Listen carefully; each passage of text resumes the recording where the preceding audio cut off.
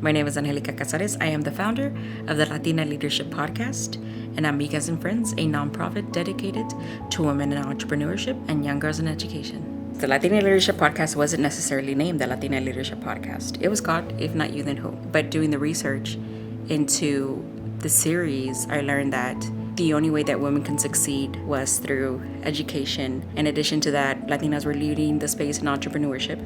So I was learning that women weren't taking care of themselves as much as they were taking care of their family.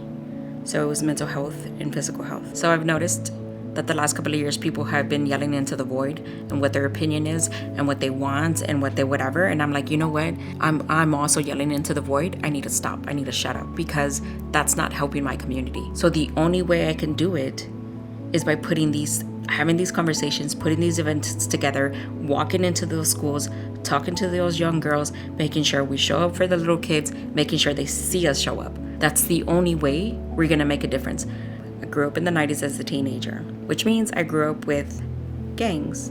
One of the things that I've mentioned before to Edgar, my son, Juan, my husband, and other friends was like, I had to know how to throw gang signs. I wasn't even in a gang, but I had to know how to throw gang signs just in case. My relationship with my sister and my mom, I think, are the only two really close relationships I had in regards to my family. So Erica, because she was 2.5 years older than me, she got a lot of the brunt of what it was like growing up in a very poor family. When I turned 15, the only thing I got was cake, and it was cake that Erica bought for me. I had friends around. That was the first time anybody had ever bought me cake. So I had never celebrated my birthday, and it was only until Erica did it for me. I guess that's a really good indication as to the kind of closeness me and Erica had. So when I lost Erica, I lost a lot of my placement was in my family.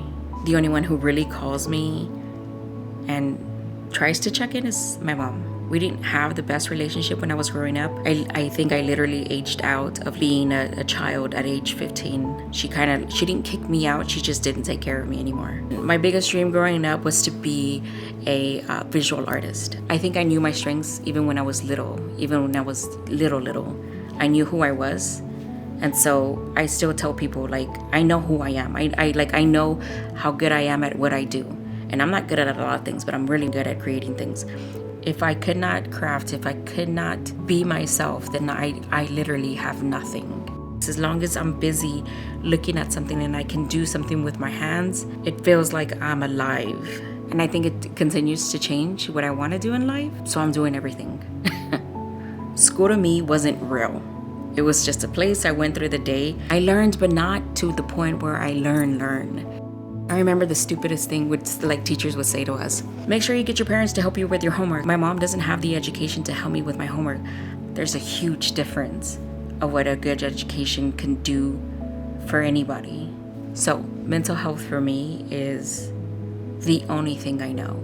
It's plugged into my DNA because my first panic attack was at 13. I thought I was dying because it turns out I have OCD. Because I could not get on a plane until about 3 months ago because of my anxiety.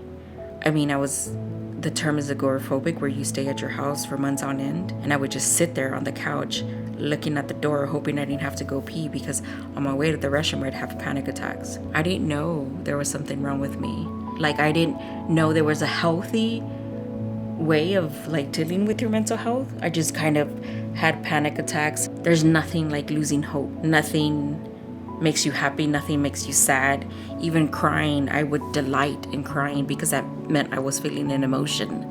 I want to help at whatever capacity. I feel like this is my second wind at life. I really do believe I shouldn't be here. I wasn't meant to live past 30. I think I find my faults faster, and I'm happy I do. My mission is to show action. Really, I need to also show up for them kids. I need to show up for myself. I need to show up for my son. I need to show up for my friends. What I'm doing today, somebody else is going to pick up that baton and continue to do the work. At least one person. My ideas, several. People pick up that same baton and continue the work. Because this is the only way we're going to really, really make an impact.